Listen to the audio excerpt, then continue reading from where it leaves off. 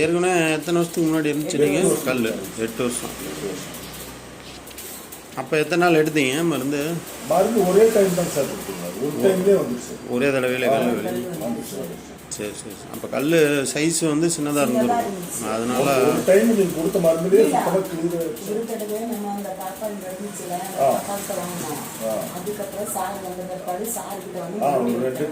ரெண்டு தடவை வாங்கியிருப்பீங்க. அதான் கல் அப்போ சைஸ் சின்னதாக இருந்திருக்கும், அதனால் 2 தடவையிலே வந்திருக்கும். இப்போ கல் வந்து சைஸ் பெருசாக இருக்குது. அது என்ன ஆகும்னா, பெருசாக கல் சைஸ் பெருசாகுது அப்படின்னா அது நாளாக கொஞ்சம் உறுதியாயிரும், ஸ்ட்ராங் ஆயிரும். சின்ன கல்லாக இருக்கும்போது ஸ்ட்ராங் கம்மியாக இருக்கும். கல் பெருசாக இருக்கும்போது பெருசாக கொஞ்சம் நாளாக தானே பெருசாகும். ஒரே டைமில் டக்குன்னு பெருசாகாது.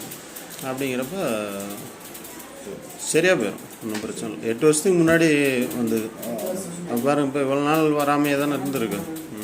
இப்போ இந்த 6 மாதத்துல தான் சார். அதாவது அவங்க அப்பா இறந்ததுக்கப்புறம் அந்த மனநல மாற்றம் எல்லாம் வந்ததுக்கப்புறம் அதான் தண்ணி சரியாக குடிச்சிருக்க மாட்டீங்க, தூங்கி இருக்க மாட்டீங்க. அப்புறம் அந்த இங்கிலீஷ் மருந்தும் மன அழுத்தத்துக்கு எடுத்திருக்கீங்களா, அதுவும் உங்களை பாதிச்சிருக்கும்.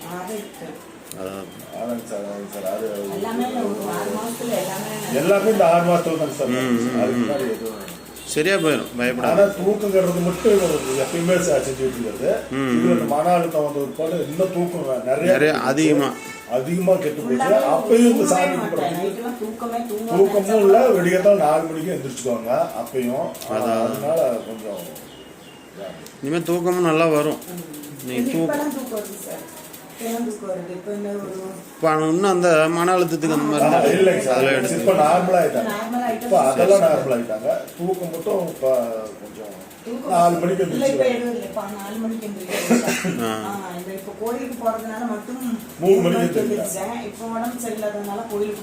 இது என்ன ஆச்சுன்னா சார், இப்போ 2-3-4 நாளுக்கு முன்னாடி ஆற்று தண்ணி பட்டையில் கொண்டு கொடுத்தாங்க.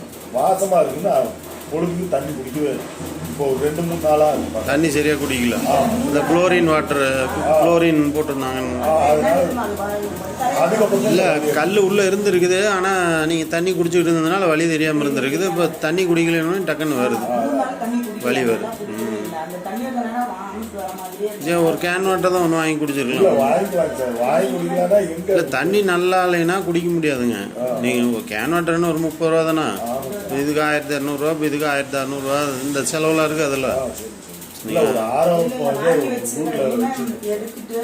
தண்ணி ரொம்ப முக்கியமா. அது உங்களுக்கு வந்து திருப்பி கல் வரதுக்கான சான்ஸ் இருக்குது. அதனால 8 வருஷமாக வரல ஹோமியோபதி எடுத்ததுக்கப்புறம். அதனால் நீங்கள் தண்ணி குடிக்கிறது கரெக்டாக பார்த்துக்குங்க. அதில் வந்து சிக்கனம்லாம் படுத்தவே கூடாது.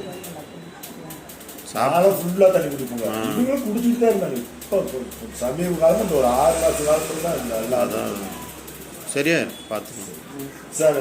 ஜிபே அந்த நம்பரே தான்.